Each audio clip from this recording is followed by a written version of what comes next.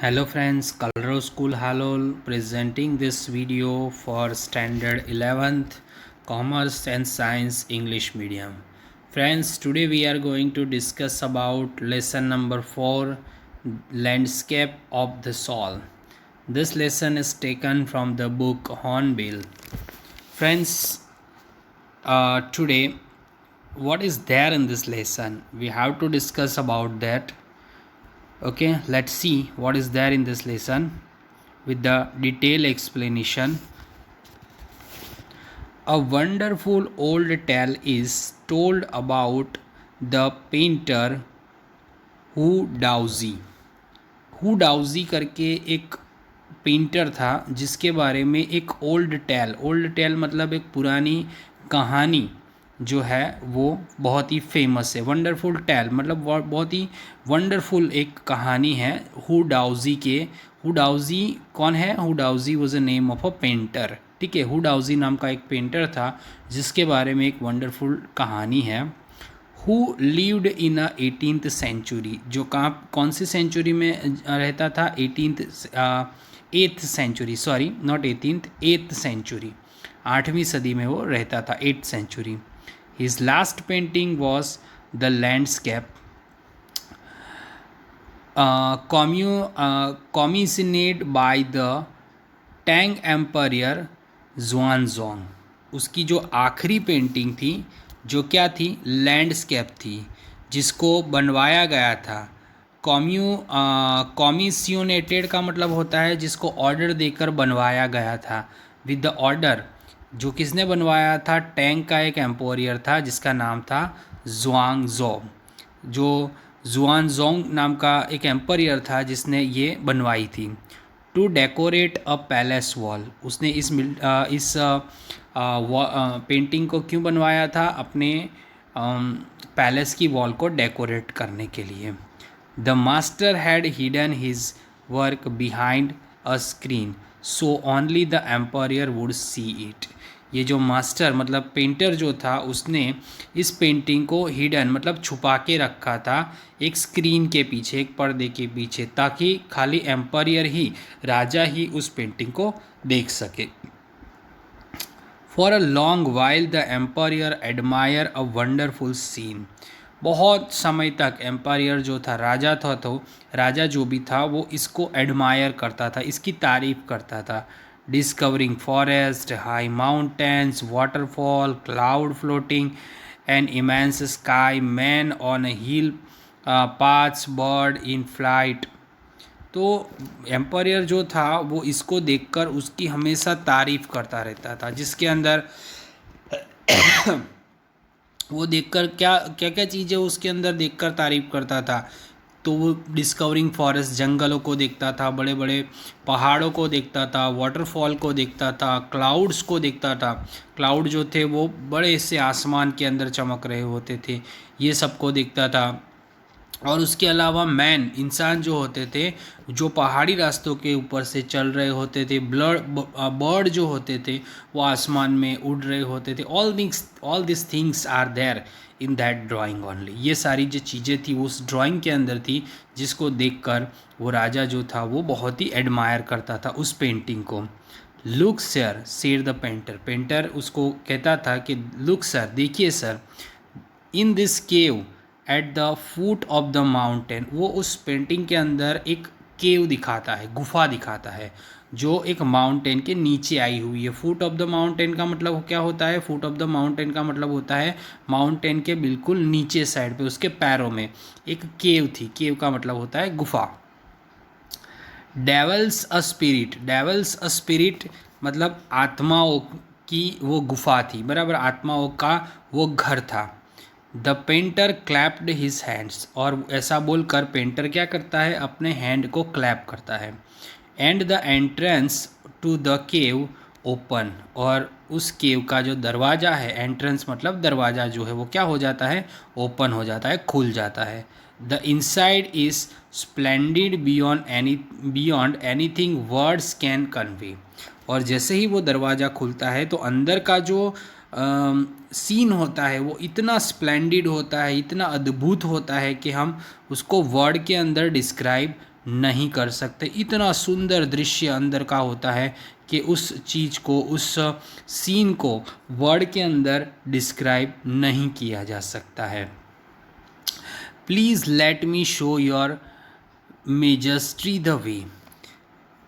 The painter entered the cave but the entrance close behind him. अब क्या होता है कि पेंटर जो होता है, please let me show your majesty a way, चलो मैं आपको ये जो है अंदर का जो रास्ता है वो मैं दिखाता हूँ। पेंटर ऐसा बोलकर उस गुफा के अंदर एंटर होता है और उसके बाद एंट्रेंस जो होता है, दरवाज़ा होता है, वो उसके पीछे एकदम से बंद हो जाता है। And before the astonished emperor could move or utter a word, जो राजा एस्टोनिस्ड मतलब चौंका हुआ कि अचानक से एकदम से उसने क्लैप किया, पेंटिंग के अंदर से दरवाज़ा, केव का दरवाज़ा खुल गया और पेंटर अंदर चला गया। ये सब जो सीन होता है उसको देखकर राजा जो है वो एस्टोनिस्ड हो जाता है, शॉक्ड हो जाता है, एकदम अविचलित हो जाता है और वो कुछ भी बोले या कुछ भी समझे या हिले उससे पहले ही वो पेंटिंग क्या हो जाती है, गायब हो जाती है। The painting had vanished from the wall, painting जो है वो वॉल के ऊपर से वैनिश मतलब टू डिसअपियर, ठीक है, तो वो डिसअपियर हो जाती है। Not a trace of a Wu Daozi's brush was left, उस हुडाउजी के पेंटिंग का एक ट्रेस मतलब एक छोटा सा तिनका भी, एक छोटी सी बूंद भी वो पेंटिंग की वहाँ पे नहीं बचती है। And the artist was never seen again in this world, और वो आर्टिस्ट इस दुनिया में वापस कभी नहीं दिखा। Such stories played an important part in China's classical education, ऐसी स्टोरी जो है वो चाइना के क्लासिकल एजुकेशन के अंदर बहुत ही इम्पॉर्टेंट रोल प्ले करती है।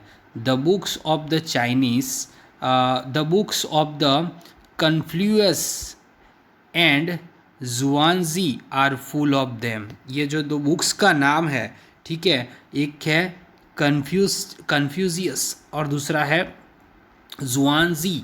ये जो दोनों बुक है, this two books are from the China, ये चाइनीज़ बुक्स है और ये दोनों बुक्स जो है वो ऐसी कहानियों से भरी हुई है। They help the masters to guide his disciple in the right direction, और ये जो बुक्स के अंदर जो मास्टर होते हैं, हेल्प द मास्टर, मास्टर को हेल्प करती है अपने डिसाइपल को, डिसाइपल मतलब उसका जो शिष्य होता है उसको सही दिशा में ले जाने के लिए, राइट डायरेक्शन में ले जाने के लिए हेल्प करे, ऐसी कहानियाँ इसके अंदर होती है। Beyond in the anecdote they are deeply revealing of the spirit इन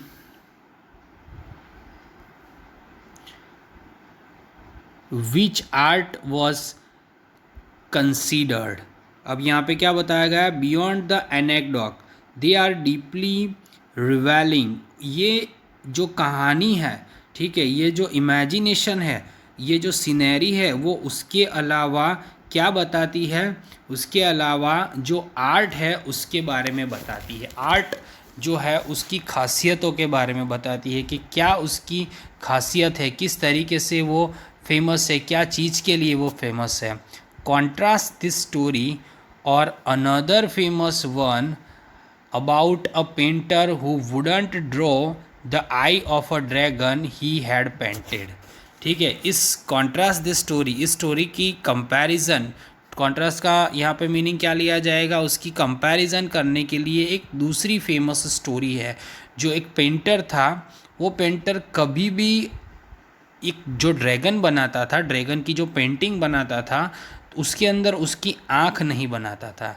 वो ड्रैगन की पेंटिंग बनाता था लेकिन उसके अंदर उसकी आँख जो होती थी वो उसको ड्रॉ नहीं करता था। फॉर फियर, उसको डर था, it would fly out of the painting, कि अगर वो ड्रैगन जो है वो पेंटिंग में से बाहर आ गया तो।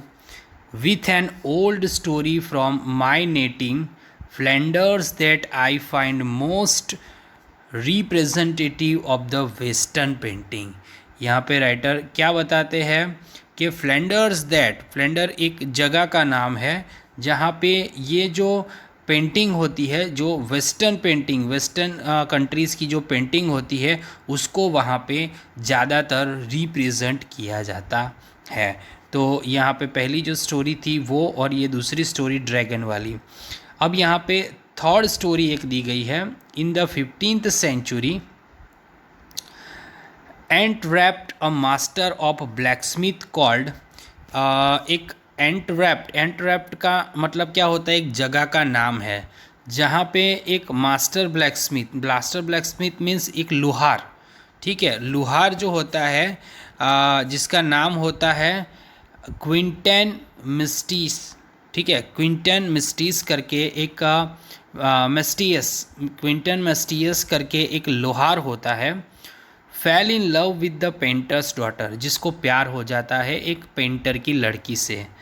The father would not accept, father जो होता है वो एक्सेप्ट नहीं करता है अ सन in law in such a profession, कि उनका जो दामाद है वो एक लोहार हो, उसको ये मंजूर नहीं होता है क्योंकि वो खुद एक पेंटर होता है। सो क्वेंटेन स्नेक्ड इनटू अ पेंटर्स स्टूडियो। स्नेक्ड का मतलब होता है चुपके से, धीरे से, किसी को पता ना चला ऐसे, तो वो पेंटर के स्टूडियो में एंटर हो जाता है। And painted a fly on his latest panel, panel मतलब जहाँ पे वो खड़े रहकर जो पेंटिंग बनाता है वो जगह, तो वो पेंटर जो जिसने वहाँ पे पेंटिंग बनाई होती है अपने स्टूडियो में, तो ये ब्लैकस्मिथ जो होता है जिसका नाम होता है क्वेंटेन, वो एंटर हो जाता है उसके स्टूडियो में और उसकी पैनल के ऊपर उसकी जो पेंटिंग बनाई होती है उसके ऊपर एक फ्लाई मतलब मक्खी को वो ड्रॉ कर देता है। विथ सच डेलिकेट रियलिज़म मतलब कि रियल मक्खी हो ऐसा ही लगता है। अगर वो पेंटिंग को आप देखोगे तो आपको लगेगा कि उस पेंटिंग के ऊपर रियल में मक्खी बैठी हो, इस वे में वो बनाता है। That the master try to sweat it away before he realise what had happen. अब मास्टर जो होता है वो उसको उड़ाने के लिए कोशिश करता है, उसको लगता है कि मक्खी रियल में बैठी हुई है और वो वहाँ पे से उसको उड़ाने की कोशिश करता है, वो कुछ समझ सके, उसको कुछ रियलाइज़ कर सके उससे पहले उसको वो उड़ाने की कोशिश करता है। Quentin was immediately admitted as an apprentice into his studio. बाद में उसको पता चलता है कि ये काम किसका है, क्विंटन का है, और क्विंटन को वहाँ पे बुलाया जाता है, तो तुरंत बुलाया जाता है। इमीडिएटली मीन्स तुरंत बुलाया जाता है। उसके बाद उसको उसकी तारीफ़ की जाती है, एडमिट मतलब उसकी तारीफ़ की जाती है, और उसको अप्रेंटिस मतलब अपने सहायक के रूप में वो अपने स्टूडियो में रख लेता है। ही मैरिड हिज बिलव्ड, वो अपनी प्रेमिका से शादी करता है। And went to become one of the most famous painters of his age, और आगे चलकर वो अपनी एज का बहुत ही फेमस पेंटर बन जाता है। दिस इज़ टू स्टोरी, ये जो दोनों स्टोरी है मतलब ये ड्रैगन वाली स्टोरी और ये वाली स्टोरी, इन दोनों की स्टोरी की बात कर रहे हैं। ये जो दोनों स्टोरी है illustrate what each from of art trying to achieve. ये जो दोनों स्टोरी है वो क्या है कि इलस्ट्रेट मतलब एन एग्जाम्पल है कि आर्ट जो है वो क्या अचीव करना चाहता है। A perfect illusionistic likeness in the Europe. Illusionistic likeness मतलब भ्रम पैदा करना, ठीक है। तो भ्रम पैदा करने के लिए जो चीज़ें होती है, जो पेंटिंग होती है, भ्रम पैदा करने वाली जो पेंटिंग होती है, जो खास करके यूरोप के अंदर बनाई जाती है, बराबर है। अब मक्खी रियल नहीं है लेकिन वो रियल है ऐसा भ्रम पैदा करती है, तो यूरोप के अंदर खास करके जो है वो इस तरीके की पेंटिंग बनाई जाती है। तो जो पेंटर बनाता है, जो सामने वाला जो ऑडियंस होती है उसको उसके दिमाग में एक तरीके का इल्यूजनिस्टिक मतलब भ्रम पैदा करती है। The essence of the inner life and spirit in Asia. Asia मतलब चाइना कहाँ पे आया हुआ है, एशिया के अंदर आया हुआ है। तो एशिया की बात अगर करें तो वहाँ की जो पेंटिंग होती है वो इनर लाइफ के अंदर, अंदरूनी जो दुनिया होती है, अंदरूनी जो लाइफ होती है और स्पिरिट होता है उसको डिस्क्राइब करती है। तो यूरोप की और चाइना की पेंटिंग के बीच में ये डिफरेंस है, ऐसा राइटर हमें बताना चाहते हैं। इन द चाइनीज़ स्टोरी की हम बात करें, द एम्पायर जो राजा होता है commissions a painting and appreciate its outer appearance. जो राजा होता है वो पेंटिंग को देखता है और उसकी बाहर की जो खूबसूरती होती है उसको एप्रिसिएट करता है कि भाई पेंटिंग किस वे में बनाई गई है। But the artist reveal to him through the true meaning of his word. लेकिन आर्टिस्ट जो था, जो पेंटर था, वो उसको रिवेल मतलब बताना चाहता था कि उस आर्ट का रियल मीनिंग क्या है, बराबर वही जानता है, वही बता सकता है कि ये पेंटिंग का रियल मीनिंग क्या है। ये चाइनीस स्टोरी की बात हो गई। लेकिन द एम्पायर में रूल ओवर द टेरिटरी, हो सकता है कि एम्पायर मतलब जो राजा है वो पूरी अपने राज्य के ऊपर रूल कर सकता है। he has conquered but only the artist knows the way within। लेकिन हो सकता है कि वो पूरे अपनी ज़मीन के ऊपर रूल कर सकता है, लेकिन एक आर्टिस्ट ही होता है जो सही मायने में उसको रास्ता दिखा सकता था। Late me show the way. The Dow जो था वो जो पेंटर था उसका नाम था हु डाउजी, उसको शॉर्ट में डाओ यहाँ पे लिखा गया है। तो वो कहता है मैं आपको रास्ता दिखाता हूँ। अ वर्ड दैट मीन्स, ये वर्ड के क्या मतलब होता है? बोथ द पाथ, दोनों रास्ते, ठीक है, द मेथड, और दोनों जो मेथड है वो दिखाना चाहता था। एक्चुअली में the painter wants that the king show the painting in his own point of view. Painter ये चाहता था कि राजा जो है वो उस पेंटिंग को अपने पॉइंट ऑफ व्यू से, मतलब कि पेंटर के पॉइंट ऑफ व्यू से देखे। And the mysterious work of the universe, और वो उसको इस मिस्टीरियस वर्क को, पूरी ब्रह्मांड का मिस्टीरियस वर्क था, उसको बताना चाहता था। The painting is gone, painting चली गई, but the artist has reached his goal, artist अपने गोल तक पहुंच जाता है। बियॉन्ड एनी मटीरियल अपीरियंस, बराबर आर्टिस्ट जो है वो अपने गोल तक पहुंच जाता है, बाहर से ना दिख सके ऐसे एक दुनिया के अंदर वो चले जाता है। नेक्स्ट पैराग्राफ के अंदर क्या बताया गया है, let's see. A classical Chinese landscape is not meant to reproduced an actual way.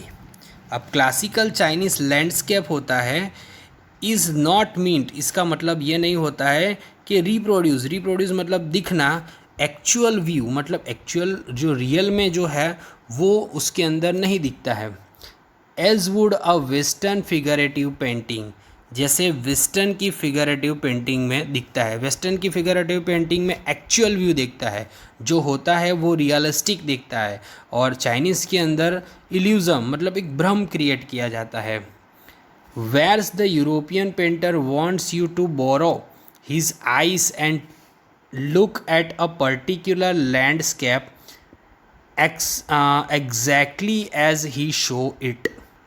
अब यूरोपियन पेंटर जो होते हैं वो आपकी आँखों को बोरो कर लेते हैं, आपकी आँखों को ले लेते हैं, और वो आपको वही दिखाना चाहते हैं जो उनके पॉइंट ऑफ व्यू से होता है। मतलब पेंटर जो होते हैं वो उनके पॉइंट ऑफ व्यू से आपको उस पेंटिंग को डिस्क्राइब कराना चाहते हैं। फ्रॉम अ स्पेसिफिक एंगल, एक खास एंगल से। The Chinese painter does not choose a single view point. Chinese painter जो होते हैं वो खाली एक ही व्यू पॉइंट को चूज़ नहीं करते हैं, बराबर है, जैसे यूरोप के पेंटर करते हैं। His landscape is not a real one, उनका जो लैंडस्केप होता है वो रियल नहीं होता है। And you can enter it from any point, और आप उस पेंटिंग के अंदर मेंटली कोई भी पॉइंट से एंटर हो सकते हो।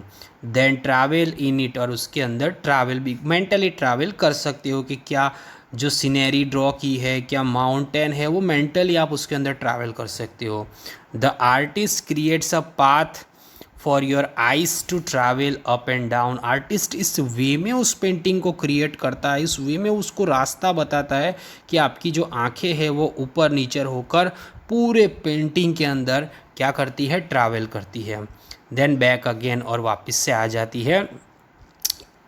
इन अ ल्यूजियरी मूवमेंट, ल्यूजियरी मूवमेंट यहाँ पे लिखा गया है चाइनीज़ पेंटर के बारे में और जो यूरोपियन पेंटर के बारे में, दोनों के बारे में यहाँ पे अलग अलग पॉइंट ऑफ व्यू से ये बताने की कोशिश की गई है। तो ये जो बात बताते हैं कि भाई चाइनीज़ पेंटर जो होते हैं वो एक पॉइंट ऑफ व्यू से नहीं देखते हैं, और लैंडस्केप जो उनके लिए होता है वो क्या होता है, रियल होता है, बराबर आगे का पॉइंट ऑफ व्यू से अपने बताते हैं। आर्टिस्ट जो इस तरीके का रास्ता क्रिएट करते हैं कि भाई उसको ट्रैवलर जो होता है वो उनके पॉइंट ऑफ व्यू से वो देखे, ठीक है। और उसके बाद यहाँ पे बताते हैं कि देखने वाले जो होता है वो लेज़ियरी मूवमेंट, मतलब लेज़ियरी मूवमेंट का मतलब होता है सुनहरी यात्रा के ऊपर वो चले जाता है। This is even more true in the case of the horizontal scroll. और ये जो है वो हॉरिजॉन्टल स्क्रॉल की बात में, मतलब हॉरिजॉन्टल स्क्रॉल जो होता है उसके बारे में ये बात सही होती है। In which the action of slowly opening one section of painting then rolling it up move to the other। यहाँ पे जो राइटर है वो एक्चुअली में अपने पेंटिंग को प्रेजेंट, अपने जो पेंटर होते हैं उसको प्रेजेंट करते हुए बताते हैं, किस तरीके से उसको डिस्क्राइब करते हैं। This is even more true, ये ज़्यादा सही है in case of the horizontal scroll. Horizontal scroll की बात अगर आप बात करो तो उस वे में ये पेंटिंग का डिस्क्रिप्शन और सही है कि जिसके अंदर action of slowly opening one section of the painting, ठीक है, कि पेंटिंग जो है उसकी जिस तरीके से ड्रॉ करने की, जिस तरीके से व्यू पॉइंट ऑफ दिखाने की जो एक्शन होती है, बराबर है, वो एक ही पॉइंट ऑफ व्यू से आप देख सकते हो। Then rolling it move on the other, और दूसरी व्यू से आप उसको रोल करके देख सकते हो। adds a dimension of time which is unknown in any other form of painting। जो डायमेंशन होता है ये अननोन होता है दूसरे फॉर्म ऑफ पेंटिंग के अंदर। It also require to achieve the participation of viewer, और उस पेंटिंग के अंदर जो व्यूअर मतलब जो देखने वाला पर्सन होता है उसका पार्टिसिपेशन भी बहुत ज़्यादा ज़रूरी होता है। Who decides at what place he will travel through the painting। जो डिसाइड करता है, कौन डिसाइड करता है, व्यूअर डिसाइड करता है। क्या डिसाइड करता है कि what pace he will travel through the painting, painting के अंदर किस स्पीड के अंदर वो ट्रैवल कर रहा है। A participation which is a physical as well as mental. Participation जो पेंटिंग को देखने में दो तरीके से होता है, एक होता है फिजिकली और दूसरा होता है mentally। The Chinese painter does not want you to borrow his eyes। Chinese painter कभी भी अपने व्यूअर के, कभी भी अपने जो देखने वाले होते हैं, उस पेंटिंग को देखने वाले होते हैं, उनकी आइज़ को बोरो नहीं करता है। wants to enter his mind, और वो जो होता है वो उनके माइंड से उस पेंटिंग के अंदर एंटर होता है। The landscape is an inner one, a spiritual and the conceptual space. मतलब लैंडस्केप जो होता है वो उसके इनर मतलब आंतरिक आत्मा के अंदर उस तरीके से समझाकर उसको बनाया जाता है उस पेंटिंग को, कि कॉन्सेप्चुअल पेस मतलब उस पेंटिंग को according to the painter's view, painter के व्यू से ही जो ऑडियंस है वो समझती है। तो यहाँ पे यूरोप के और चाइनीज़ के दोनों के बीच के पेंटिंग के अंदर किस तरीके का डिफरेंस होता है उसके बारे में यहाँ पे हमको दो डिफरेंसेस बताए गए हैं कि चाइनीज़ पेंटिंग की रियलिटी क्या है और यूरोप पेंटिंग की रियलिटी क्या है। टिल हियर हम लोग यहाँ तक रखते हैं इस लेसन के एक्सप्लेनेशन को। In our next video we will discuss about the remaining part of this lesson, okay. or related to this explanation, whatever the question answers are there, I will send you through the PDF that you have to write down in your notebook. In our next video we will complete this lesson with the word to word explanation and we will finish that lesson. Okay, bye.